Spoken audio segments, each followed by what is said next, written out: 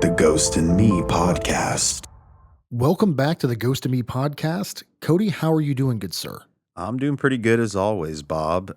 Just been really busy this week. Been cooking up some new mystery archives on my end, and the topic I have chose to cover ties into our last podcast episode, and it's been extensive to delve into.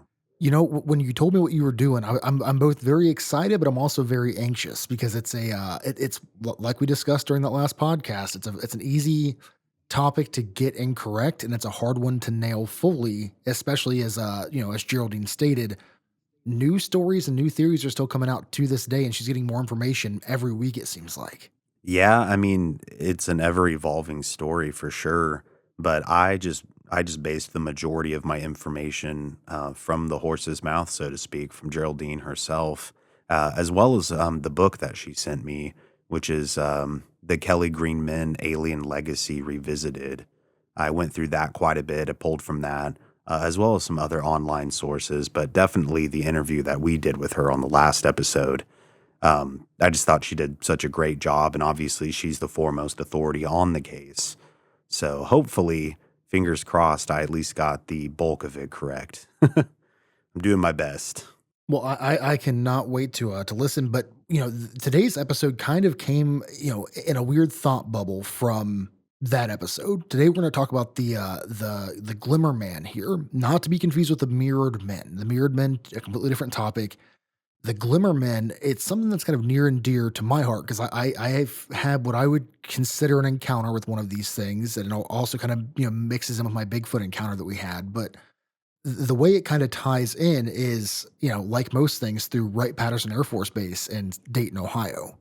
Of course, you got to have Wright Patterson Air Force Base in the mix. It wouldn't be a good story without it.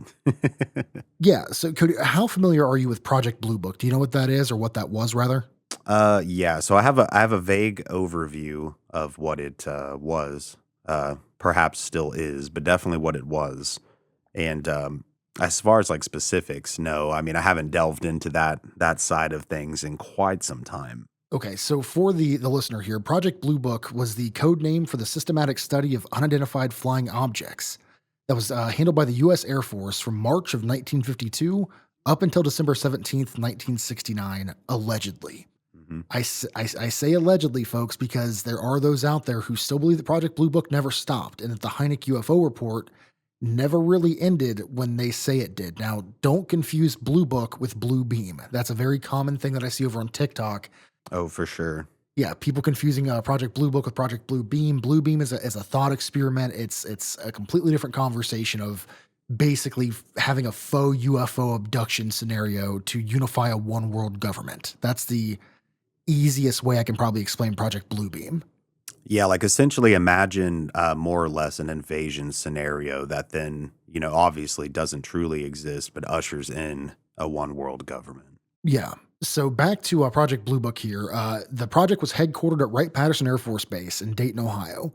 It was initially directed by Captain Edward J. Rupplet, along with J. Allen Hynek. So the reason that this is so important, I bring up Hynek, is Cody, you're familiar with the Predator movie series, right? Oh, of course, man. I'm a huge fan.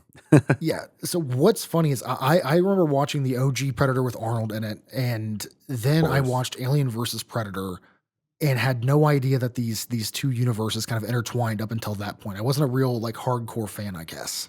I mean, I guess I've always more or less been a fairly hardcore fan. I grew up both with Alien and Predator, as well as AVP, Alien versus Predator. Yeah. I always leaned more into the Predator series. I just found it more fascinating personally. And it's funny because before we got on the podcast here, when we were off air, what you're about to tell everyone, you told me, and it blew my mind. Yeah, it's kind of funny when we have these discussions. So again, J. Allen Hynek, Project Blue Book. The listeners probably like, what does this have to do with these predator-like creatures out in the wilderness? Well, Hynek's son Joel Hynek is an Oscar-winning visual effects supervisor, and he oversaw the design of the camouflage effect for the movie Predator, that went on to win the Best Visual Effects Oscar for his work. So That's just mind boggling. yeah, and so I've always had this question, and I've never been in a position to really ask this question to anyone, but Did maybe, Hynek Sr. come home and tell his son some stories about some weird stuff that he found with Project Blue Book? And that sort of was the inspiration for this camouflaged creature who, as we saw in the original Predator specifically, was hiding in trees out in the middle of the jungle. Well, and was hunting people. You know what I mean? That's where my mind tends to wander is did he come across something similar in this respect and, essentially inspire his son to create this effect, Yeah. later on? Now, have you ever read the Hynek UFO report? I have not, but honestly, I think I'm going to have to after this episode. Yeah, so I don't know that you can find there might be someone doing like a print on demand for the book. I don't know that you can still get an original copy for like less than $100. So it's pretty sought after, I see. Well, it's not so much that it's sought after as much as there wasn't a huge run initially, especially for, I mean, like we kind of talked with Alan. I guess I should rephrase myself, not necessarily sought after, but it's rare. Yeah, so I Yeah. I happened upon a copy at a used bookstore in Tip City, Ohio, and I think I paid $1 for it, or maybe even 50 cents. It's an old paperback book that's falling apart, but I read through it, and what was really cool is that there was a ufologist that owned it before me, and in the index of the pages, there's a ton of small little notes connecting cases that this ufologist was studying with the Hynek UFO report. And I have no idea who owned it before me. The pen or the pencil they used is extremely faded, but you can still see some of these notes with people's names and addresses on it from, 20 plus years ago at this point. That's really cool, man, to be honest. It kind of gives you a glimpse into how that person's brain kind of worked as far as studying these things and leaving those notes. And who knows, man, maybe one day, I don't know how, I don't know if they ever left their name or anything, but it'd be pretty cool to identify who owned it prior, and if they're still with us, maybe have a conversation with them. Absolutely. I love talking to ufologists of old and kind of seeing, the John Keel reference. It still stands firm. This great phonograph in the sky. We are just regurgitating information that was discovered hundreds plus years ago. I mean, if we want to go back to the Egyptian gods being renamed and reprefaced as fallen angels, Hmm. it all kind of comes back to we're just rediscovering the same information that the researchers before us did. I mean, effectively, in a sense, yeah. I mean, a lot of it gets drowned out or mixed in with other theories, and yeah. I mean, I guess we are just kind of rediscovering the same things over and over again. That's quite the interesting theory there. Yeah. So the thing about the Glimmer Men, if you're not familiar, you're listening to the show, you're like, hey, what are these guys talking about? They are basically these camouflaged creatures that have been found in state and national parks. And then there's one story that was found. I actually sent Cody the link to this before we started recording this episode. That occurred in Lima, Ohio. Hmm. It was at the very end of the Missing 411 The Hunted documentary that David Politis made. Now I know Dave has a lot of there's a lot of discrepancies in Dave's work, but the one thing I can say is that this was a story that I was familiar with because I grew up, 35 minutes south of Lima, Ohio. Hmm. I remember hearing this woman's story initially through a friend of her family's who had said, "Hey, you really need to get up here and check this out. This woman's got weird stuff happening on her property." And what the documentary didn't tell is there was also UFO sightings that same night by the local, I Uh, think it was like a marching band practice. yeah, it was like the high school marching band, probably practicing over at the high school on the football field. They saw this craft, and I mean, they all stopped and looked at it. There was at least 30 people, I believe. Yeah, so and that was a pretty big UFO report because again, what they don't really go into is allegedly Wright-Patterson Air Force Base sent several military police out to take witness statements from the high school field. Now, again, I've not validated this, nor do I think a FOIA or a Freedom of Information Act would get me access to this. But this is what the locals have told me: is Mhm. that Wright-Patterson Air Force Base showed up within an hour and a half, which is a pretty good response time, all things considered. Yeah. Um, they came and they took statements, but then the interesting thing to me is after this UFO, after this cryptid encounter, if that's what we're gonna label the Glimmermen as, Mhm.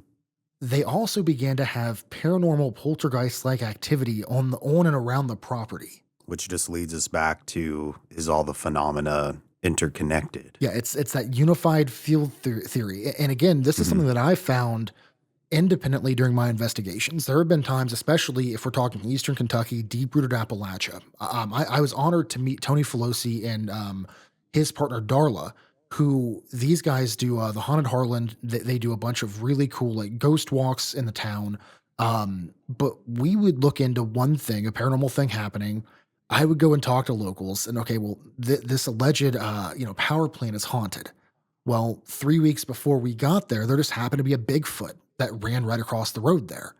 And we're like, "Okay, well, that's strange." Then you talk to someone else down the road, and it's, I've never seen a Bigfoot or even heard of a ghost being here, but I did see this craft that came down, and it sat right above the power plant for 6 hours. We have photographs, we told the news, here's all the proof, and you look at it and you're like, "Well, what's really happening with the field of high strangeness? Is this all interconnected?" Because one thing that we've seen time and time again is, and it's actually hilarious to see this in real time. Usually, paranormal enthusiasts think that Bigfoot hunters are the crazy ones, and the Bigfoot hunters are like, well, at least we don't believe in tiny green men coming from Mars. We're not that crazy. There's this really strange like animosity in each of the camps between we're not as crazy as Cody. And Cody, he's not as crazy as Megan, who thinks that she can talk through things through the Estes method. Cody just thinks that demons are real. It's a bad example, but that's what we see time and time again. Right. No, no, no, I totally get what you mean. I totally get what you mean, and the reality, in my opinion, just having been out in the field, and especially since meeting you and just kinda seeing and studying how these things interconnect, is that they do interconnect. As far as, if we'll truly understand why or how, that's another question, but again, my opinion, and I think this is one of the things that we can definitely agree on, is that there is some sort of strange connection between it all. No, I think you hit the nail right on the head there, and I do think we have to encourage our listeners to be extremely cautious in asking the why question, because we're already chasing high strangeness, and high strangeness is something you hear it so often, it kind of doesn't mean anything anymore. It's like when you and your friends make a joke and you say the same phrase over and over, it kind of loses all meaning. But high strangeness at its core is quite literally an elevated form of consciousness, if we want to go that deep. And I don't know who made the original quote, but when you look at the abyss long enough, inevitably the abyss is going to look back. And so you have to be extremely cautious as an investigator and as a researcher not to get too enthralled in these conversations and to remain grounded at all times. There's been a million cases of ufologists who have either, um, you know, they're not with us anymore because of their own hand, or they've gone crazy, or what have you, because they get completely obsessed and overly enthralled, where everything has to be about the UFO, about the poltergeist, about the ghost, about the demon, about the what have you. So I encourage the listeners, be incredibly cautious. It's fine to have a passion for this stuff. Cody and I have a great passion for this, I think more than the average person. But you have to be extremely cautious not to overexert yourself, and to also leave that little bit open for regular day-to-day life to also exist in the realm of high strangeness. Of course, man. I mean, how many instances both of, ufologists, paranormal investigators, or even practicing magicians have we heard where people just completely lose their minds? Yeah, I mean, Crowley is a great example of someone who. Oh, Crowley, yeah, oh, by far. I mean, I would even argue, John Dee would be another fairly prime example of someone who thought they were pursuing, like, they basically gave themselves to the all. They were willing to give all of their being to the pursuit of what they thought was going to be ultimate knowledge. And I think if you ultimately dedicate yourself to something like that and you don't leave any sort of a buffer, that you can indeed lose your mind. No, I completely agree. I think you hit the nail on the head by saying you have to have that buffer, because you have to, again, like I mentioned, remain grounded, but also stay in your own lane when it comes to reality. Because this stuff, it can get dark extremely quick. I mean, let me ask you this, Cody, before we get into back into the episode. Mhm. How many times have you dove the way that you do into a case? Which, if you guys have not listened to Mystery Archives yet, you're missing out. The level of detail in your cases and in your videos, it's unmatched anywhere else on YouTube. But Oh, thank you, man. I appreciate that. but how many times, as you, when you've really dove into the psyche of these people, have you kind of, you kind of take that effect home a little bit, and you're like, well, this kind of screwed me up for an hour, a week, a day, what have you, going into the depths of these people whose lives were basically turned upside down by these cases that you cover. I mean, it's definitely happened a variety or a few different times. I mean, you take the Smurl family, for instance, that was one that kind of hit home for me personally, having grown up and having had my own family dysfunction that also tied into paranormal and unexplained phenomena manifesting. I guess it might not hit home as hard to the average person if they can't relate in that way. But what a lot of people fail to realize is that as much of his gosh, I can't even talk today. As much of it is entertainment, these people sometimes their lives are ruined as a result of the publicity of what they went through. Yeah. And some people don't even seek the publicity. The publicity just kind of finds them. Yeah. Well, I mean, the Hopkinsville case you're covering right now is a great example of that. Oh, yeah, 100%. Yeah, the family, I mean, again, and you've said it, and Geraldine said it in the last episode, like, this was a family. They didn't ask to go through this. They sought appropriate help, through the authorities, and really as a result of that, word just got out really fast, and it pretty much ruined their lives. Absolutely. So, kind of, into today's episode, what I want to point out to people is there's this aversion and just any of these camps that we mentioned, the ufologists, the cryptozoologists, and the paranormal investigators to accept new things. And a big thing that I've noticed with the Glimmer Men specifically, people are quick to call this a hoax or to attach it to a pre-existing creature as if again they kind of follow the there's nothing new under the sun. And Mhm. one thing that has always surprised me about this case particularly, and or I guess these cases particularly, is there really wasn't mention of these that I could find earlier than like the 1960s, which is very important because we had several UFO flaps during the 1960s. Of course, the most famous by far being the Ohio River Valley UFO flap, where the Mothman story comes from. Which that also, of course, makes you wonder about the ultimate connection, which we've obviously been talking about. If Mothman was a part of that manifesting activity or phenomena. No, you are definitely correct about that. And one thing for me that I wanted to point out here is I haven't seen this much negativity around like a specific cryptid or entity in my entire time doing this research. Like people very quickly just write these off as if the person is insane and they're making it up and they're just jumping on the bandwagon of cryptids, which to me is absolutely insane because to for a lot of people, and this is what I found out doing my other podcast, Tales from the Dark, it Mhm. takes a lot to even want to bring this out to people and say, "Hey, I had this encounter. It's been bothering me. I don't know what to make of this. Has anyone experienced anything like this?" Because we have a listener stories series over on Tales from the Dark, and I'm going to tell one of our listener stories that we've told over on Tales from the Dark, later on in this episode.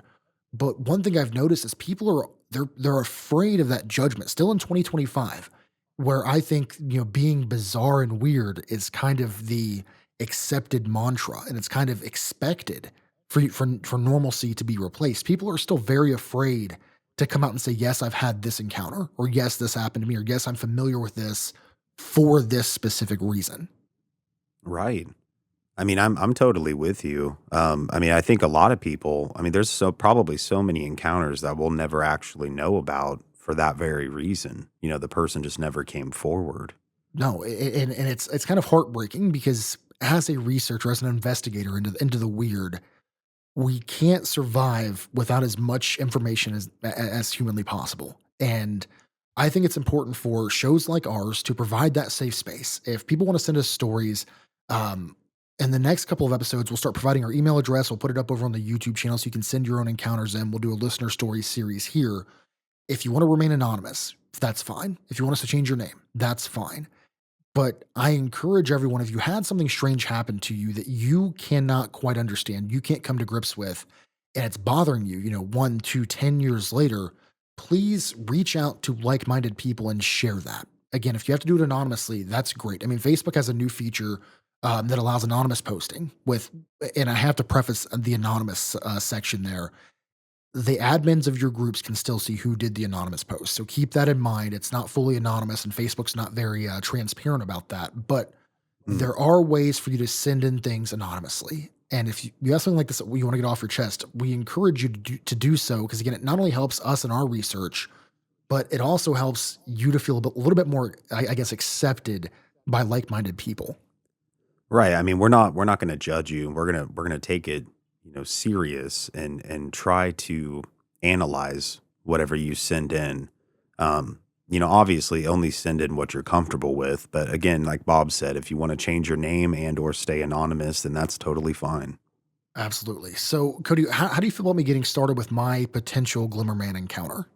I'm a-okay with it, man. Okay, so if you have followed me, you've heard this story before, but I know we have a bunch of new listeners who aren't familiar with what I've done in the past. So I host the Tales from the Dark podcast. I also have the Tales from the Dark YouTube channel, and I'm a documentary filmmaker, which I hate even saying that, but technically I did make a documentary film called Phantom Farm. So it's one of those, it's while it's true, I don't even know if it's worth mentioning, but I mean, it's a pretty cool accolade, and it's not like you don't have the passion for filmmaking, and it's not like you don't have multiple projects in the works. I mean, I would take it and run with it, brother. well, fair enough. But a few years ago, my partner at the time, we made a YouTube video called "What is Randonautica?" or "Is Randonautica Safe?" I don't remember the title of it. It's still up on the Tales from the Dark YouTube channel.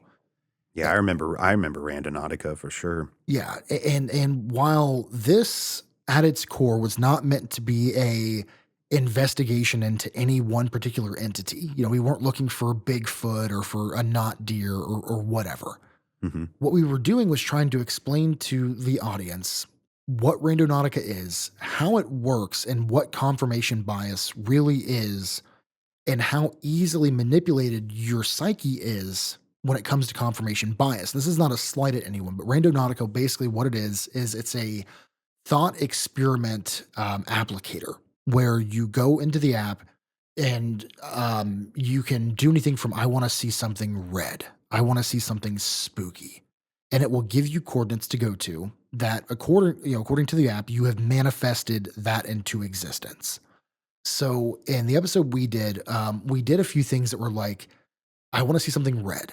So it took us to a neighborhood we'd never been to, a few towns up from where we were living at the time. And of course, there's a red barn, red house, red cars, someone wearing a red shirt. So for the younger audience that may be using Randonautica, that's where it stops. So like, this is now witchcraft. This needs to be burned at the stake, and this needs to be taken care of, right? Right. Now, again, but that's where your confirmation bias comes in. And it's the same thing I like to point to with the paranormal. When you hear your favorite podcast hosts or YouTubers having these encounters consistently, you have to ask yourself, there could be an extent where it's the entertainment factor. They could be making it up or hamming up a certain circumstance for the views or to keep it exciting. But also, if they're constantly looking for it, it shouldn't be a surprise that they find it more often than someone who's never looking for it. Does that make sense? That makes perfect sense. I totally agree with you. I think that, again, it takes us back to if you gaze into the abyss long enough, the abyss gazes back at you. Exactly. So we continue with this video. Now there was one I think we had, and again it's been years. So the listeners will have to go back and watch that video. It's still up on Tales from the Dark. It's the only video I have about Randonautica. But we kind of went through, and I think we did one that was like something metaphysical maybe or the occult, and we did find this one weird like barn. I wouldn't even call it a barn. Look like an old stone like automotive workshop. Hmm. And I peeked in the windows, and I want to say I peeked them in the windows on camera. Don't do this, by the way, audience. Don't take your cameras and just start pointing them in people's buildings. That's not a smart idea. Yeah, yeah, that does sound like a bad idea, Bob.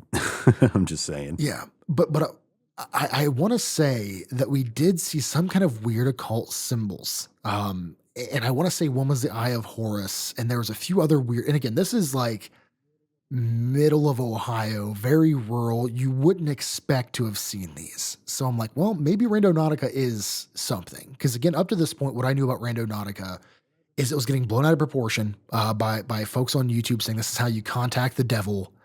This is Zozo at 3 a.m. using Randonautica. All that crap was a huge thing. Yeah, that honestly, that's a bit much, really. Yeah, so we kind of went through, and at the end, I want to say we said, "Show me something ghostly or something otherworldly." I can't remember exactly what the prompt was. Again, you'll have to go back and watch it. And Hmm. we end up getting to a disc golf course in Tip City, Ohio.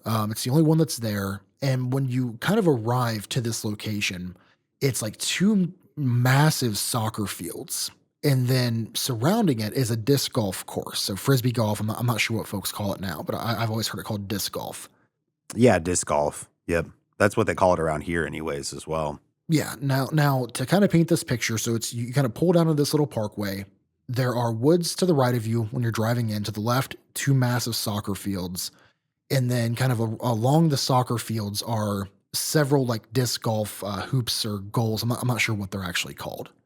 I want to say they're called goals, but I know exactly what you're talking about. Those metal things that stick up they're supposed to catch the frisbee, essentially. Yeah, yeah. Yeah, So, yeah, and yeah. to the right of the forest is a massive river. I want to say it's actually the Ohio River still running through there, but I could be wrong. I do know that this river does run from like Sydney, which is my hometown, I think almost as far south as Dayton, which is 40-ish miles.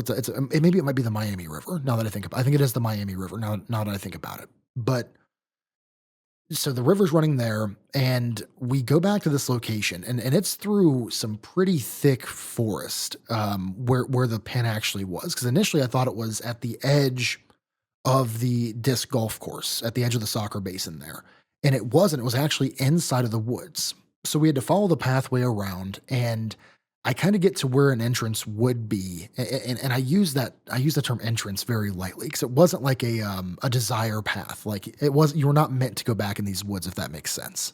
Yeah, that makes perfect sense.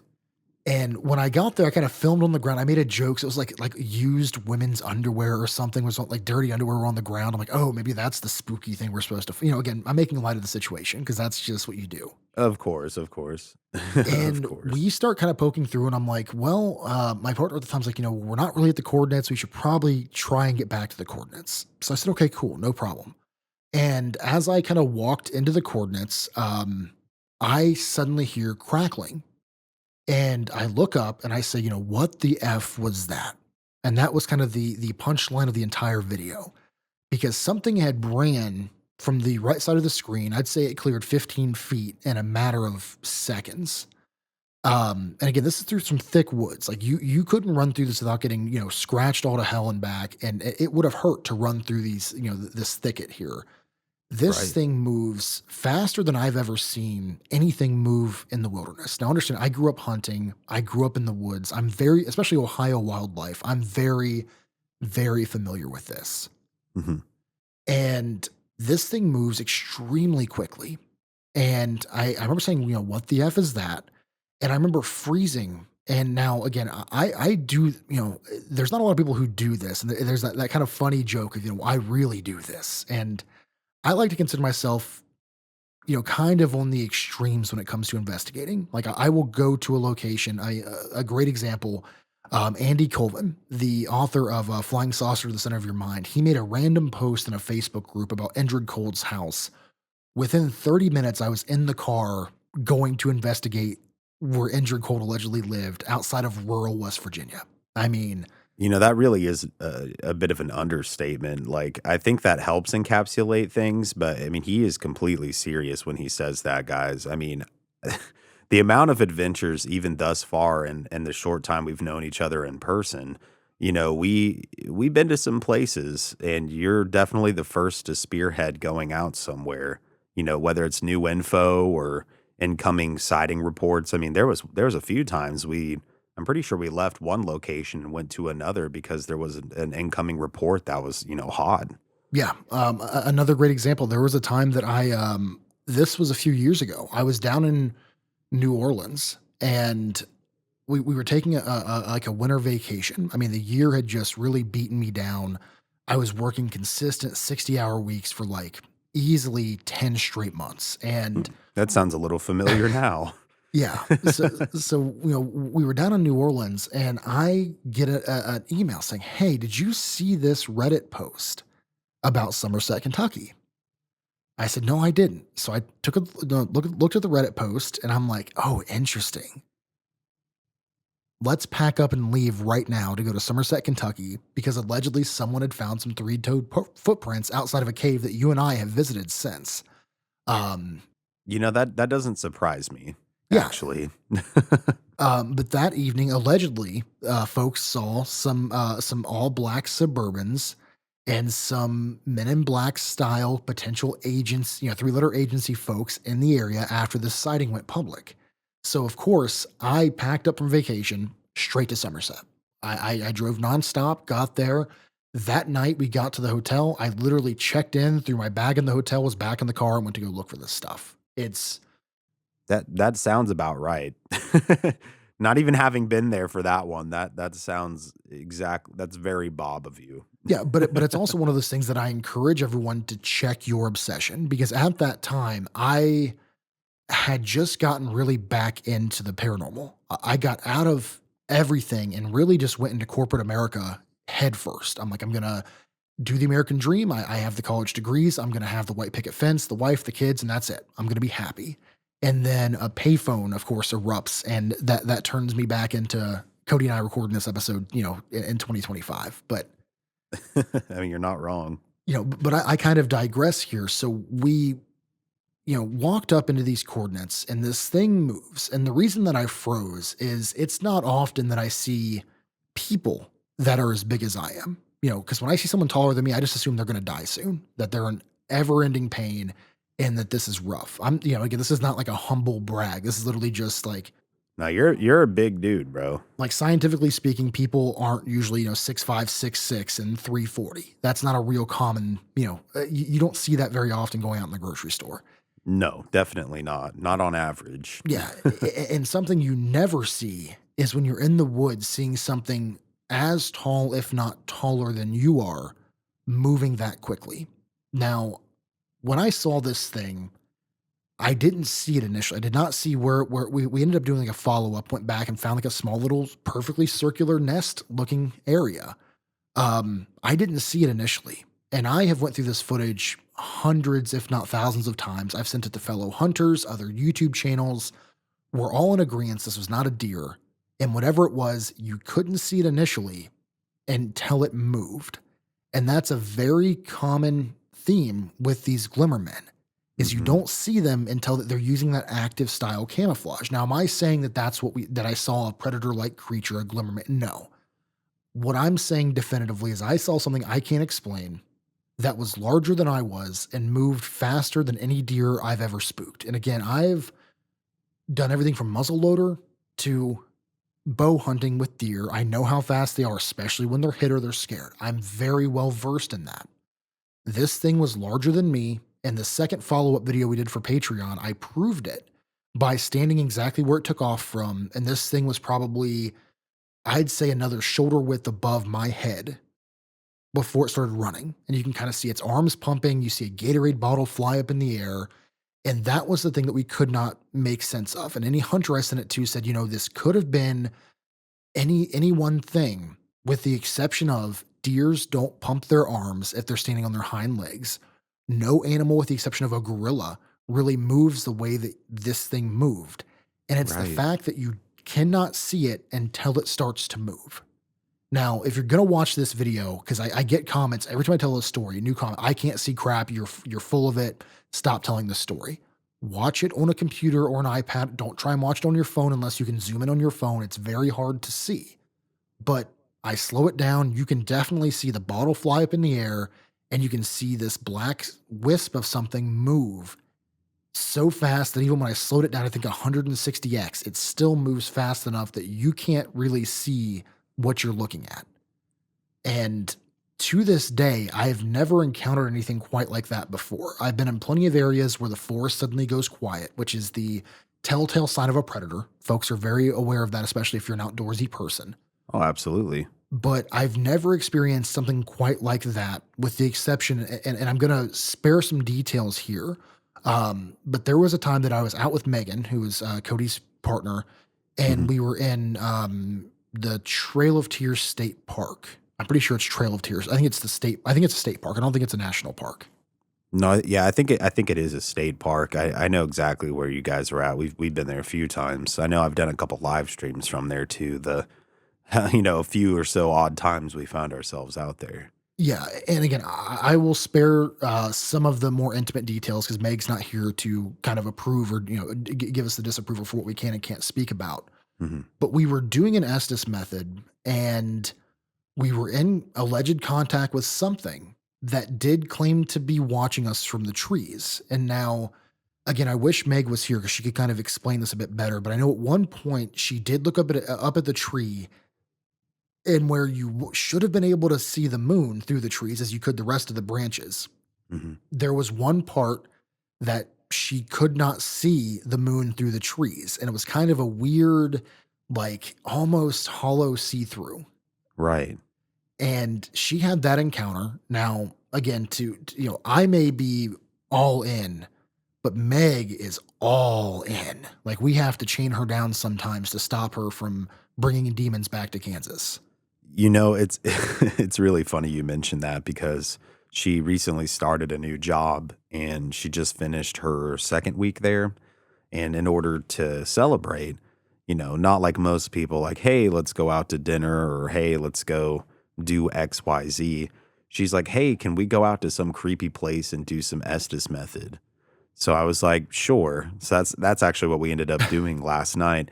But we joked when we were driving. I think it was when we were driving back that like I need to get her one of those. Oh, it was we were joking about if we moved to Kentucky because I think Kentucky's a beautiful state. I would like to live there one day, and I was like, it'd be really cool to get a property like with a cave or something, And then I made some Batman cave jokes and stuff like that, but basically, ultimately, we were like, Meg would be talking to anything and everything. The black eyed children are gonna haul her off. You know what I mean? Like, I'd need to get her one of those like kids backpacks with leashes, Yeah. so I'd be able to rein her in both physically and spiritually. Yeah, well, I know the last time that she was visiting, she asked me like, "Hey, can we go talk to my friends?" And I was like, "Oh, you made friends here in town?" And then it dawned on me, "Oh, you mean the preternatural beings that you have contacted that you're now referring to as your friends. We need to check on her more often." Yeah, as much as I love her, I question her survival skills often. I really do. I mean, look, if she's gonna get taken out, first off, they're gonna return her when she's like, "Okay, well, can we go find some weird stuff?" When some being drags her off into a cave and she's like, "Well, let's go do an Estes method." They're gonna return her to Kansas for sure. It's just gonna grumble and just take her back. I didn't sign up for this. You're supposed to be no, we're not doing Right. this. That for some reason, just given everything we're talking about tonight, I'm just imagining like a predator, like from the Predator series, like pulling Meg into a cave, turning off the active camo, and then just looking real like confused and scared with his little like mouth tendril things out. Yeah. And then he just slowly brings her back out of the cave and then just like turns active camo and runs back into the cave. I could 100% see that. So I know you have some stories as well, right? You have some stuff that you wanted to talk about for some alleged encounters with these things. I did. I do rather. Let me just pull them up here. Yeah, not a problem at all. And I was really surprised to see. There's I think it's r/crawlers. There were a handful of these stories over on Reddit, but again, there's not. And again, Reddit has something for everyone. There weren't a lot of like singular subreddits or subspaces for these predator encounters, which surprised me because this is a growing phenomenon. It is. It certainly is, and it's one that I don't know. It does seem to be gaining popularity in a sense, but more people seem to be experiencing it. Yeah, and it just begs the question: are more people experiencing it, or Are more people just like divulging their experiences more so? Because surprisingly, the one that I'm getting ready to talk about here, it actually happened back in the '70s. yeah, but that it always aids to my point that now we're in the era of disclosure, as some ufologists say. And I don't think we're ever going to have true disclosure because I don't think our government actually has any idea. I don't the fact that the lead singer of Blink 182 is being heard by Congress and the Senate when it comes to ufology should tell you everything you need to know about how much the government actually knows about what's going on. Or I mean, on the flip side of that, if there are certain individuals or groups within the government that do know, they're not going to come forward with that information, No, and it's probably all off the yeah, books. but the point I was making is now that we're in this like era of disclosure, I do wonder if that's why we're seeing and hearing more reports because people aren't feeling as crazy as they once did for having these encounters. I mean, that's a pretty valid point, I'd say. But yes, without further ado, so the experience that I want to talk about, this is more or less a synopsis of the story itself because there's a lot of intricate details that would just take way too long to dive into here on the podcast episode. But this occurred to an individual named Ned in Oscoda, Michigan in 1977. The autumn air hung heavy with the scent of damp earth and decaying leaves as Ned stepped cautiously through the thick underbrush. The Michigan wilderness was alive with the hushed whispers of wind threading through the trees, a sound both familiar and comforting. Yet an uneasy stillness had settled upon the gunnery range, an old Air Force training area that had since become a hunter's paradise. In the fall of 1977, Ned had been certain that he was alone. The quiet of the forest was expected, but there was something else, something unnatural in its silence. He had spent years hunting in the woods, knew the rhythms and patterns, but that day, the land itself seemed to be holding its breath. Then the sound came, a soft, rhythmic rustling, footsteps barely distinguishable from the rustle of dry leaves, yet unmistakably deliberate. The hairs on Ned's arms stood on end. He knew he was not alone. He turned sharply, rifle gripped tight, but there was nothing there, only the towering silhouettes of jack pines and oaks swaying under the weight of the late afternoon breeze. He took a step forward, pausing as the sound returned. It mimicked him, staying just beyond his line of sight. A cruel game of cat and mouse. Slowly, his pulse hammering in his ears, Ned crouched low, aiming his scope toward the area where the distortion seemed most unnatural. His breath hitched. Through the lens, he could see something that his naked eye had failed to detect. A form, shifting and bending light around itself. A figure at least 7 feet tall, its edges blending seamlessly into the trees behind it. An emptiness in the forest, a hole in reality. It did not move, yet it watched him. He could feel the weight of its gaze. Ned swallowed hard, forcing down his rising panic. He had encountered bears and wolves, even the occasional mountain lion, but this was something else entirely. His instincts screamed at him to run, to put as much distance between himself and the entity as possible. But his pride as a marksman refused to let him flee blindly. With practiced precision, he fired. The first shot rang out through the silent woods, then a second and a third. The bullets struck their mark, yet the figure barely reacted. The light shimmered around it, rippling like water, disturbed by a stone. But there was no cry of pain, no collapse, no evidence that the bullets had done anything at all. His breath caught, he fired again and again, and yet the shape remained. The fear that he had so desperately tried to suppress now surged through him with an unbearable force.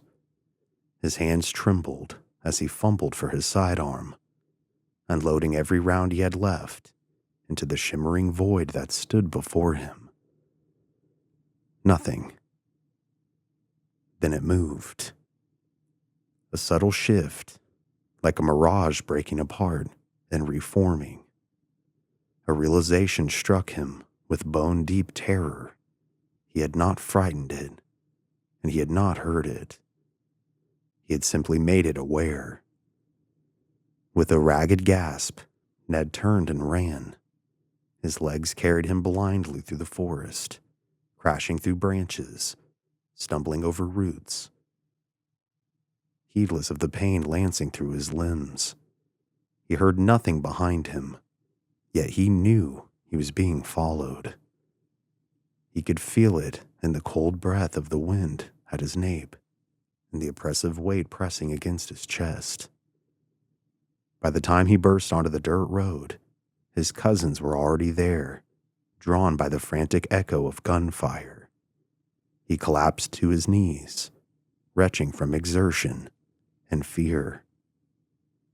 They found his rifle where he had dropped it, the ground around it disturbed, the trees bent unnaturally, as if something massive had brushed against them, something that should not have been there, and yet it was. What are your thoughts on that, Bob? Well, I do love the comparison that my brain instantly made to the Blue Phantom of Louisville. Do you remember covering that story? Of course, and real quick before we delve into that, I do have to say there are some similarities between both your story and Ned's here. Yeah, see, that's what I was thinking as well. But the Blue Phantom aspect of like he shot it, nothing happened. That kind of happened with the Blue Phantom of Louisville as well. Which is a pretty crazy story. Yeah, the video is definitely still up on Mystery Archives, but so many so many people shot at that thing, and my God, man, it did not go down. Yeah, so I've got a good friend, Jesse Knox, that runs the Beast of Burden podcast. I want to hear his reaction to this because anything to do with with hunting the woods, that's my go-to guy. Because he basically lives outside and he is his podcast is a lot of like cool hunting stories, but I can definitely appreciate as a hunter he kind of fell back on his skill set of this is wrong. I'm going to take this thing out. I can completely understand that, but also that fight or flight kicks in. Mhm. And that to me is what leads credibility to this story is the human aspect of this didn't belong there. The hunter could recognize that this did not belong here and he has to take care of business.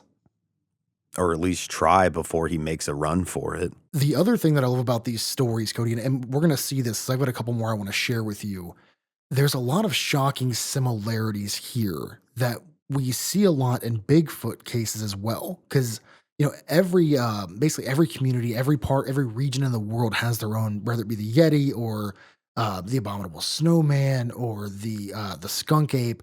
They all tell the same story with very similar dialogue with what happens during these encounters, and this one is no different. I do want to say this is very well read, very well researched, and the thing for me about that case in particular, like I kind of mentioned a second ago, is the human aspect of what it feels like to go up against the unknown, especially when you're not searching for it.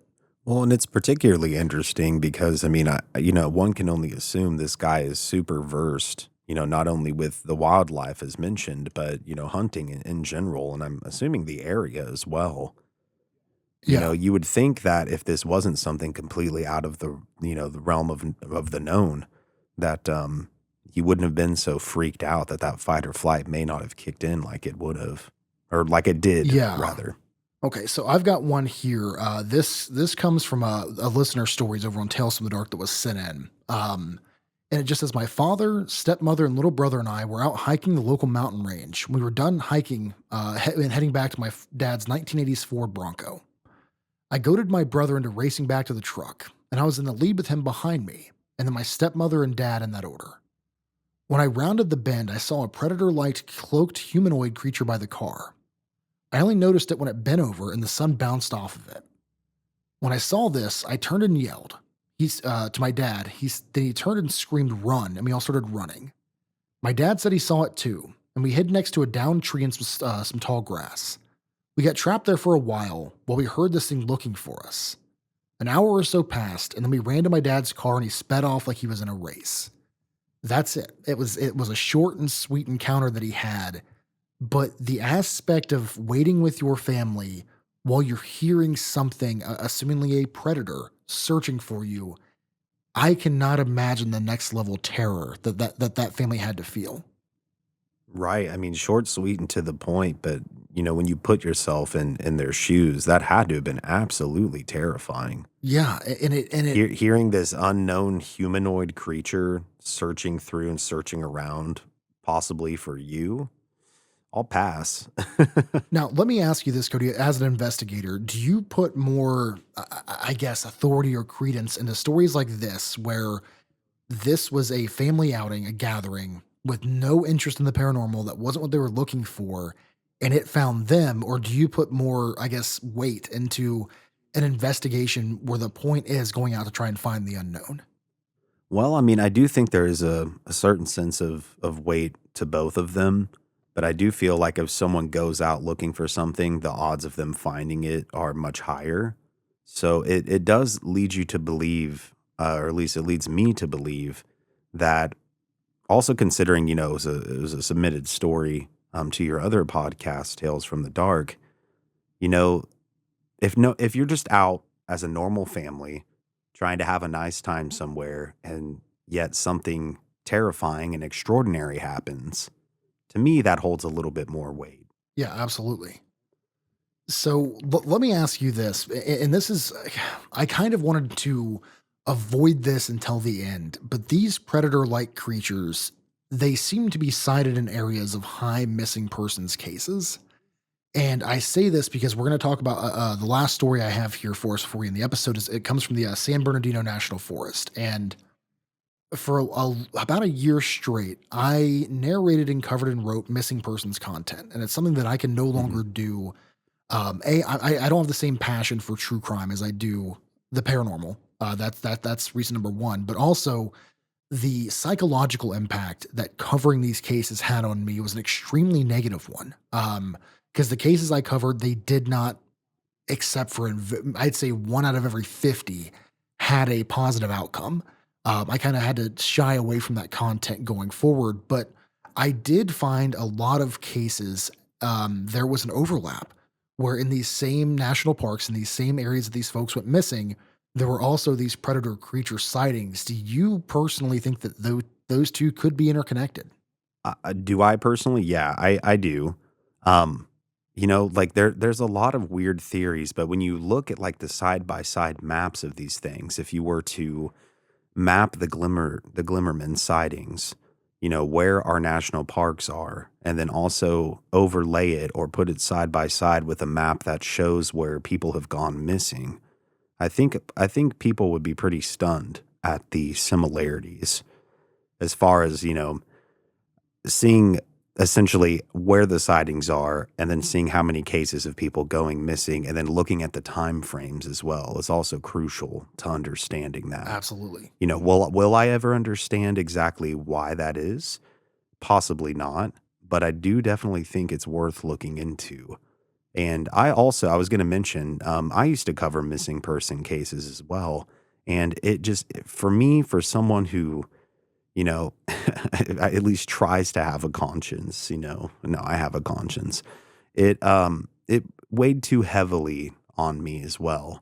Especially when I had members of the families reaching out to me, and then it becomes where you're not so detached. It becomes more personal, and you're hearing like in one case I covered, there was a young lady that, possibly took her own life. I mean, we're not exactly sure, but she had written songs and I got journal excerpts from her father, and you know what I mean? Like that stuff hits home, Yeah. man. And yeah, as far as passion wise goes as well, I don't have the same passion for it because of course, when you get that heavily involved, you want people to be found, but the odds and chances of them getting found are rare at No, best. you're definitely right. Okay, so this last one I want to cover, this got posted to r/aliens, and it kind of got, I don't want to say Okay, people on Reddit are very passionate when things are posted in the wrong subreddit. Um, That sounds like Reddit. you know, content creators specifically know that you kind of avoid Reddit at all costs if you can, because people are going to grill you like no other. They definitely take whatever topic it is or, subreddit that they're in pretty seriously. Most of the time, anyways. Yeah, so like I said, this one was posted to r/aliens by user 01101001100. Clearly it's binary. I'm not going to look up what that means right now. Maybe one of the listeners can let us know either on the Spotify comments or on YouTube comments. Either way, let us know. Right. But it says, please don't think I'm crazy. We saw what I can only describe as the creature from the Predator movie in the San Bernardino National Forest. Again, this is 3 years ago, but it said this happened on Thursday. Been looking for a place to ask questions and share this experience. I don't know if this sub is the right place. Feel free to pass my story along if you know somewhere better. This is where we were. And he gives the coordinates 34 degrees by 12 by 43 north, 116 by 55 by 49 west. He also posts a picture here showing roughly where it is on the map and then where the story took place. He says, okay, I totally understand if no one believes me because we're still unsure what the F happened. But we sat down and came to a consensus on the events. And we all agreed we witnessed the same thing. Me and three buddies were hiking through. They were hiking Thursday and Friday in the San Bernardino National Forest. Various trails, mostly the known ones, and mostly during the day. Friday, we were making our way to Clark's Summit. As we were walking, one by one, we noticed we were all veering off the trail. I asked my friend in front why he was going off the trail, and he asked our friend who was in front of him the same thing. The friend in the front told us, I can hear a woman talking. You don't hear that. We didn't hear anything. So, a quick little interjection here.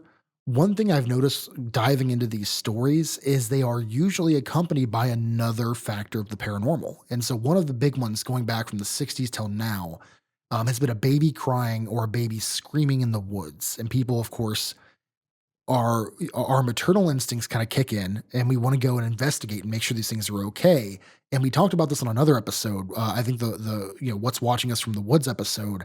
Oh, yeah. Yeah, I remember. Yeah, but Cody, let me ask you: would you go veering off the path consciously if you heard a woman, talking or screaming? Maybe not so much talking, screaming, perhaps. It just depends on what kind of level of urgency it strikes me as. If it's someone just making fun, or if that's what my brain interprets, someone just messing with me, or, if you can really sense that something's wrong, is my fight or flight going to kick in? Am I going to want to run out of there? Or am I going to want to try and seek the origin of where the scream's coming from? I can't Yeah, really say for sure until I'm in the situation, but part of me would like to think that more than likely not. I probably would not pursue a woman screaming. Now, a baby crying, you know, I guess knowing what I know, especially in like Appalachia and what have you, I might not pursue that simply for the reason that I am aware of it. yeah. Now, if I wasn't, then yeah, I'd be like, there's 0% reason why I should be hearing a baby cry out here in the middle of nowhere in these woods, just assuming that's where I am. Yeah, absolutely. And to me, humans by nature, we are a social species. We gather in communities and groups going back to the Neanderthalic days for a reason. And it just, Right. my question for I mean, this was, safety in numbers, really. yeah, but I would love to ask this woman, was it a conscious effort that you were drifting off the trail, or was your subconscious kicking in, and since you were in the wilderness by yourself, with a group of friends, but you were alone in the woods, was your subconscious pulling you to there, while your conscious brain wasn't even aware what was happening, that you were slowly drifting off the trail towards these voices? That to me, I think is the question that needs to be asked. I mean, I definitely think it's a valid one for sure. Yeah, so they continue. We tried to convince her to leave it be because it was already kind of dark, and we were close to where we wanted to set up camp on the trail. The friend in front is female and insisted that what she heard sounded like a female calling for help, and that she sounded really close. So I think she felt inclined to investigate a possible female in distress, while we were totally okay with going about our business. Okay, I get a bit spooked now because she's absolutely serious, and we absolutely could not hear whatever she was hearing. Here's where it got weird. We only ventured off the trail about 3 to 400 meters, yet at one point we were completely lost. We don't have any fancy gear or GPS stuff because we've never needed it, but we've been on this trail enough to know we hadn't gone far, yet we couldn't find the trail in any direction after walking for around 15 to 20 minutes. I started to feel weird, kind of dizzy and lightheaded, and when I mentioned this to the other two, they felt weird as well. This is another byproduct that I hear time and time again in contactee cases with UFOs, this feeling of almost temporary amnesia, as well as a confusion. You don't know, you have no idea where your cardinal directions are. You know something's not right, but your brain, They're often very disoriented. yeah, like I said, you know something's not right, but your brain can't quite compute what's not right. Yeah.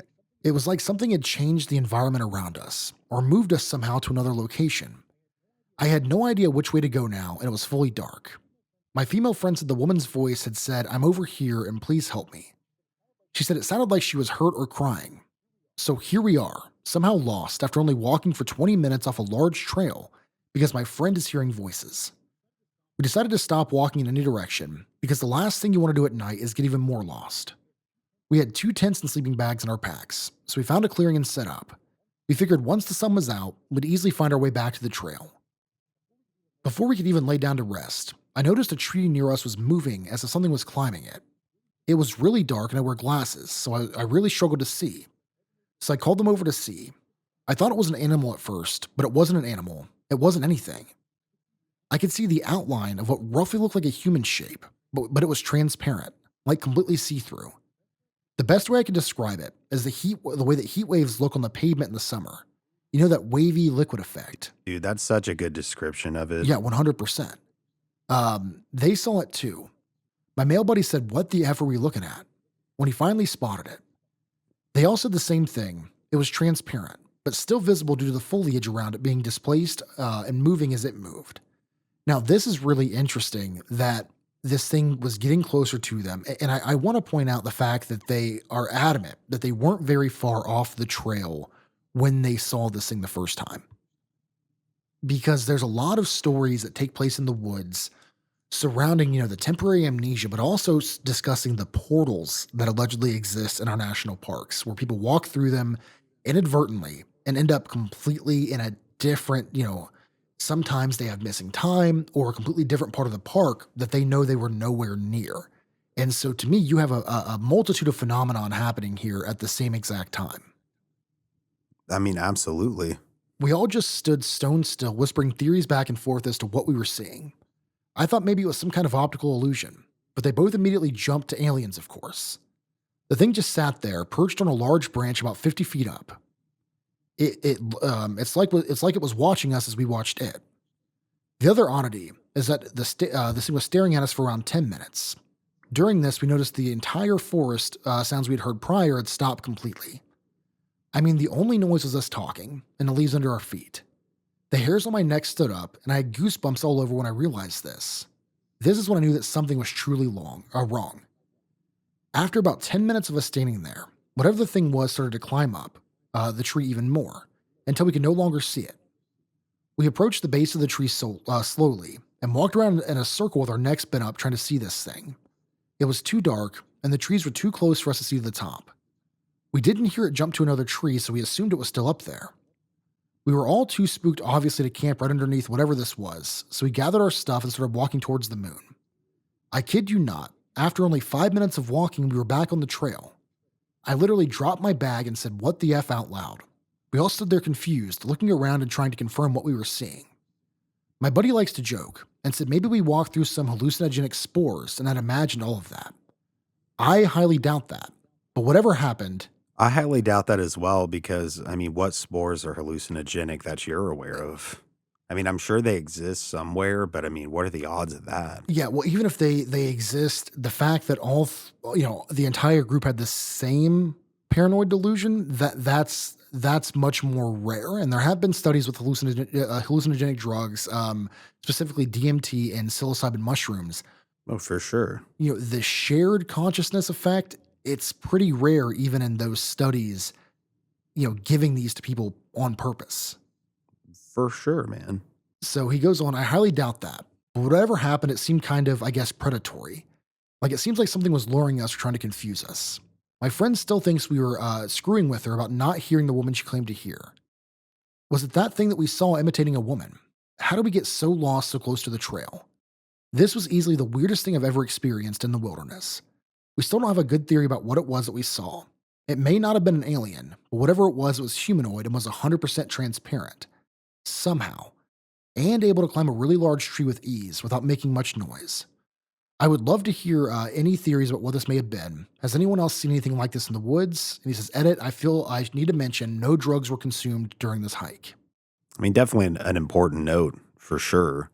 Absolutely. Now, let me ask, what is your response to that, Cody? Because it's not one person seeing it, it's an entire group of people, and they were all three having differing effects to this thing being in their immediate area. Well, in my opinion, it would negate any sort of a theory based on collective delusions if they're all experiencing roughly the same thing, but in varying forms. Absolutely.